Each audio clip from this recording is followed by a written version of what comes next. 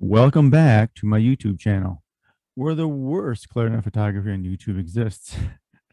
Last episode was about my tip openings. I finished and I started immediately on this episode. I had a bore camera, which didn't work the way I wanted it to. I had my normal web camera, which didn't work the way I wanted it to with these small mouthpieces. So I had to use my regular camera and use it as a camera. Then my wireless flash triggers didn't work. And then my wired trigger locked up the camera. Oh, you just can't win sometimes. But here we are a week later with the next episode in relation to clarinet mouthpieces and the throat and beak sidewalls, because that becomes important in understanding everything about them. Yes, you got that right.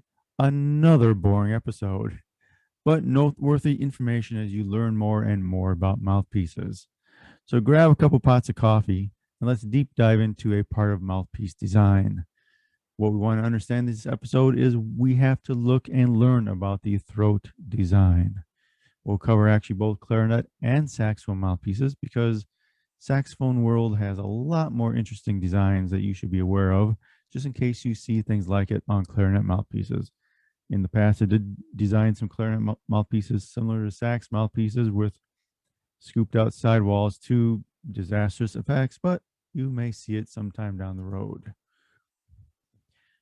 Let's review some mouthpiece nomenclature first.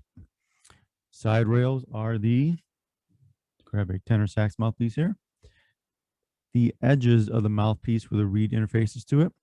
Tip rail is the top of the mouthpiece where the beak is, top part, and the table is hopefully the flat spot where the reed rests on below. Up across the top of the clarinet mouthpiece, we got lower ligature lines and upper ligature lines. Usually you keep a ligature in between this area here. Usually considered the best spot for a flat reed. Of course, beak, back of body. As we move on to mouthpieces with ligatures on them, I'll grab one here. The tip opening is the distance between the curvature of the side rails up to the tip and to where it would be if it was flat. We reviewed that before using a Morgan glass piece here and a wand to check its tip opening there. This particular mouthpiece has a tooth patch. Of course, you would have a ligature back here to hold the reed on. Fairly simple, isn't it? This is one of those, you'll find these for clarinet saxophones. This is actually a copy. This is a Rico copy. No, actually, this is a true Harrison ligature. I'm looking at the stamp on it right now. Harrison ligatures. I have these myself for alto, tenor, and clarinet. It's on a Larry Teal summer tenor sax mouthpiece. One of my favorites. Oh, and this is a Rico copy of a Harrison. Next, a few things I want to review here is in the past, I took dimensions of clarinet mouthpieces and saxophone mouthpieces, and I measured a whole bunch of things out. Here's just a short list of things I measured out. We have overall length, including the tenon to the top, and you'll see it varies from mouthpieces down here. One of my favorite mouthpieces is an O'Brien mouthpiece that I have that's a little bit longer than the other ones. It is a real smooth playing mouthpiece, and I'm going to have an episode strictly about O'Brien mouthpieces. I have a page on my webpage about O'Brien mouthpieces, and I spoke to a family member years ago about them. Very interesting what I learned, but we'll get to that in that episode. Anyways, here we have the bore diameter, the bore length, window length, tip, and everything. And the back width I have back here, I took a lot of measurements to understand them more. And I have another spreadsheet where I actually took the dimensions from the curve down to the inside roof of the beak to measure the angle of which it went down. A lot of things you can measure, a lot of things you can learn. You can pause and take a look at this if you want. We're going to continue on. One of the first things I want to start mentioning is when you have a mouthpiece and you look down the bore up towards the tip of the mouthpiece, you'll see the throat in there. The throat is the transition point between the beak and the bore of the mouthpiece and subsequently the bore of the clarinet. In here, you'll find a lot of Well, for clarinet, there's only a few minor designs. There's what's called an H throat, where you basically have vertical sidewalls. Now, these vertical sidewalls may be thin or they may be wider, and we'll see examples of that shortly. Then you have A frames, where they'll be tilted, and the base of the throat will be wider. These usually don't vary by much. It's usually the H that may be really thin to really wide, and we'll see that in a little bit. On the tip of the mouthpiece, where you get the rollover baffle, you want to feel how long it is, because some are short, a few millimeters, some are longer, like 6 millimeters. And this is where the airflow travels over it and it gets speed. The longer it is, it's kind of like a airplane wing. The longer it is, the more lift you get with the proper design. And the longer it is here, the faster the airflow you can get with it. Of course, it varies depending upon the tip opening and the type of reed and the player, the way they play. We'll learn about that too. Here we go with some of the bad photography that I mentioned. These are some tips of a couple clarinet mouthpieces. On the right, we see a tip where there's really no rollover baffle. It kind of goes straight down towards the throat. And on the left-hand side, you can see some more light reflection as the camera is focused on the background felt instead of the mouthpiece, where it has a little bit of rollover baffle where the airspeed gets increased from that rollover baffle. And you'll see this more on saxophone mouthpieces, which we'll review a few saxophone mouthpieces because they're more obvious, they're larger. But this rollover baffle could be extended. The one on the left is fairly short, a couple millimeters. I have some mouthpieces here where it's fairly long. And you will see that usually in the woodwind ones. This one actually is about 6 millimeters long when I measured it. So those are things to take into account down the road when we get to refacing mouthpieces. We have to remember how the clarinet mouthpiece was designed, or saxophone mouthpiece, and make sure that when we make adjustments, that we take that into consideration. What you'll find out on my web page is when you get to the mouthpiece galleries, you'll see pictures here that this is from like 12 years ago or more, most of these pictures. But where I show not only the mouthpiece, but I take a picture down the throat. That's when I was doing analysis and learning much more about mouthpieces back then. So you get a good idea of different designs. This is a Van Doren page. This here that we're looking at now is the Stowell Wells page, which has some good examples of narrow H throat designs and also A-frame designs with one of the keyhole mouthpieces that he had. You'll see on my page a lot of examples like Selmer. I have the different generation mouthpieces. I used to have every generation mouthpieces, and actually a lot of the generation Selmer clarinets. And I used to have every generation of the Buffet clarinets, professional models, going back to the late 1800s. If you've seen some of my other videos of the strange, simple, and complex Albert intermixed with a Bohm keywork, you'll see some of those examples. I have some more here with the long octave vent going up to the front. I used to have quite a collection.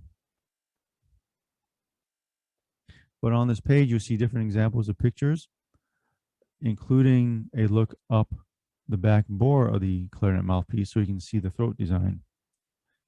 Another thing we want to mention here is facings. There are short facing lengths, medium, short, medium long, long, and very long facing lengths.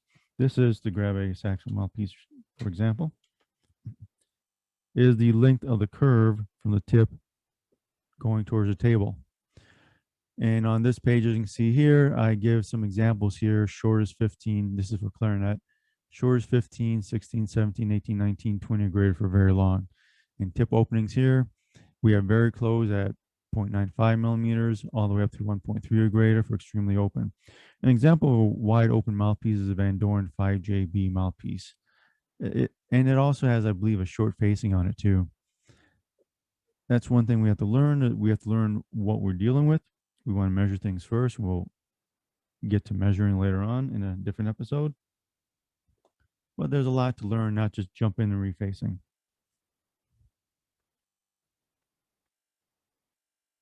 course, mouthpiece pitch has a lot of things to it. In old items that I've read about mouthpiece pitches with the proper reed and the proper embouchure, just the mouthpiece, you would get a high D. Here we're going to take a look at a couple clarinet mouthpieces now. Now we're going to look at a couple clarinet mouthpieces with some better photography, hopefully. This here, we have a woodwind mouthpiece. I believe I have in front of me. Yeah, a steel ebonite woodwind company mouthpiece. I believe it's a K9. Not K9 as in dog, but their identifier K9. And here you can see we have basically an H throat here, and it's fairly wide, so you can get a lot of air through it. Next example is an M13. If you look at the sidewalls, they're not necessarily perfectly flat. They kind of bow out a little bit 2/3 of the way down. You can see the rollover baffle on the tip there. These are things you should look at with every mouthpiece. Every mouthpiece is different. And you can use your finger and hopefully start feeling what the rollover baffle feels like. And then later on, you can feel going down the throat of the mouthpiece if it's smooth or how that's designed too. Like I said, if you know anyone to play saxophones or you play saxophones too, saxophones are a much better example because they vary a lot more than clarinet mouthpieces do. And once you get used to looking at the differences, it becomes more obvious over time. Here's a Van Doren B45, I believe. You can see this actually has a longer rollover baffle. It's amazing the camera picks up so much dust and junk from light reflection. Like, gee, my mouthpieces are really dirty. I need to clean them. And as an example, here's a Selmer tenor saxophone mouthpiece, Larry Teal. You'll see the throat is round. It's not the full size of the bore yet. You'll get some of the transition to the same size as the bore. You can actually, if you look up the beak up to the tip, you can see the baffle, how long it is, and it dives down towards the throat. Not much. You can't really see it very well. You can feel it with your finger, but it's there. This I threw in as another example just to throw you off. So say, take a look what's there. This is a Cowworth Jazz mouthpiece. It's actually more plastic. It has a really big step baffle in it. That's not it. Oh, right in front of me would have bit me if I had teeth. But you get a rollover baffle from the tip and then this flat ledge that goes 2/3 of the way down before it just drops off into the throat. A lot of jazz mouthpieces will have that.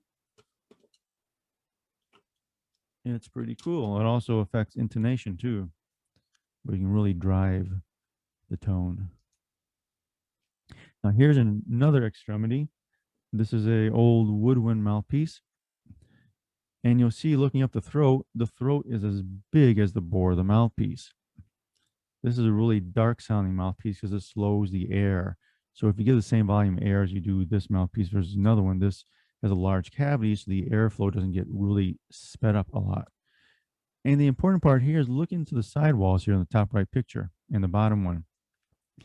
You'll see it's cut out. It's filed out.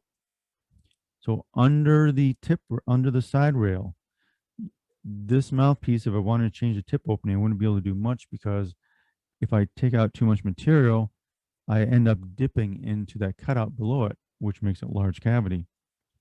So you really have to always be beware and look at what you're dealing with. Measure it, take notes before you even touch things. What I want to do now is go through a bunch of mouthpieces for examples. This we have here is a Beckler or Beechler, however you want to pronounce it.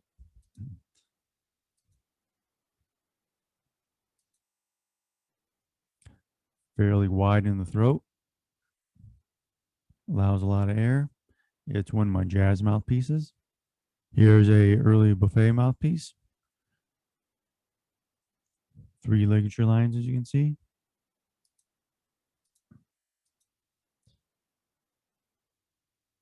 Fairly large throat area. Here's another buffet mouthpiece. C,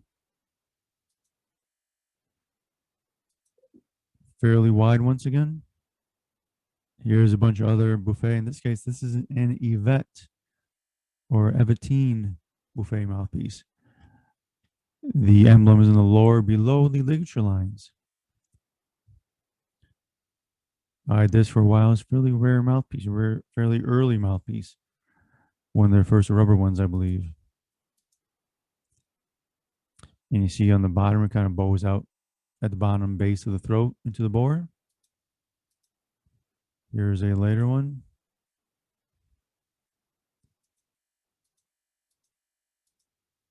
A lot of these pictures are on my website someplace. Here's a Larry Combs mouthpiece. This is when the Woodwind Company bought them.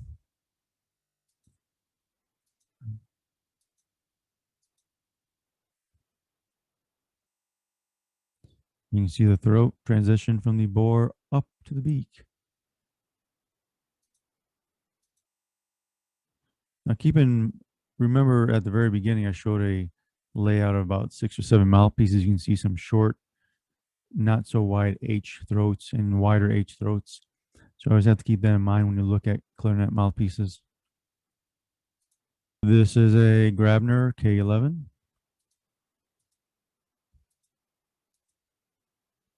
Looking at it in more detail. One thing you'll notice too is at the table, as it drops down to the throat, you'll find some cheaper mouthpieces that just flat out square like a brick wall, and other ones where they make a ramp there for the airflow to get transitioned into the throat. Like I mentioned, some cheaper ones is just a flat surface there, and air hits it and creates havoc of the airflow in a bit. So you always want to pay attention to everything. Inspect each mouthpiece, learn about it. This one is a more like A shape, or kind of bows out at the bottom of the H, if you want to say.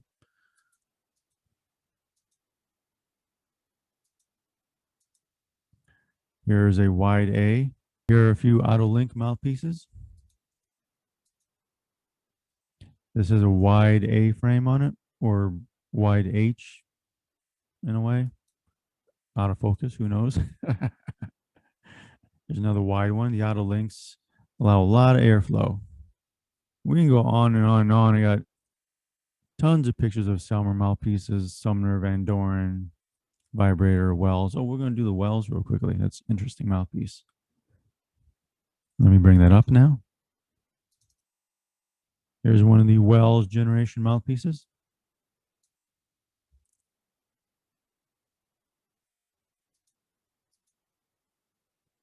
This is a regular one. We're going to see one of the keyhole designs in a second. You can see the throat is fairly tight H throat. Keeps the airstream fairly consistent. You can't blow too much into it, volume wise. And you got to relate the throat design to the rollover baffle. Is a rollover baffle fairly long that speeds up airflow? So you get a lot of airflow with less air versus a wider throat where you blow more. And then you deal with tip openings related to that.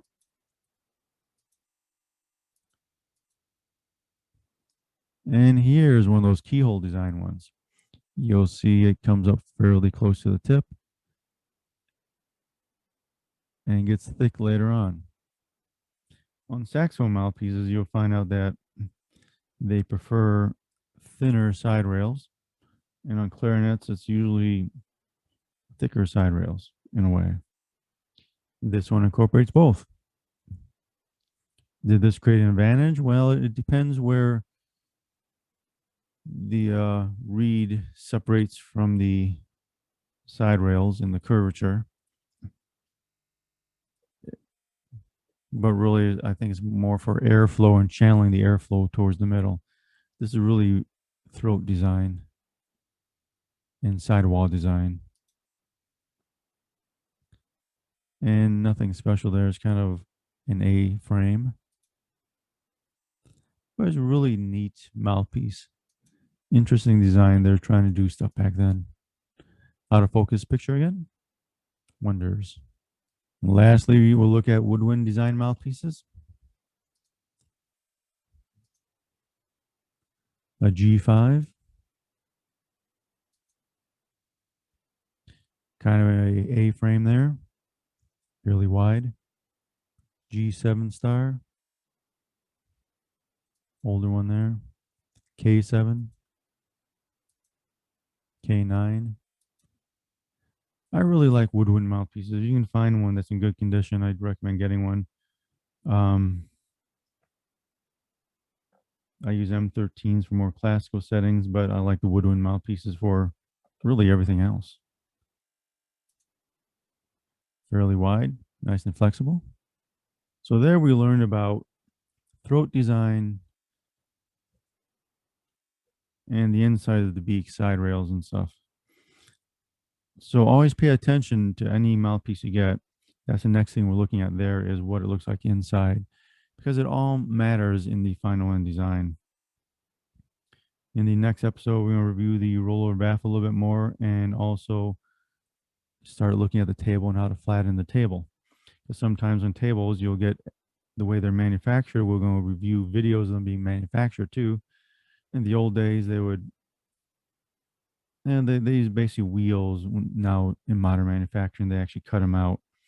But once in a while, what happens is the wheel gets hot and compresses the material, then the material bounces back and you get wavy tables. And many times at the end here,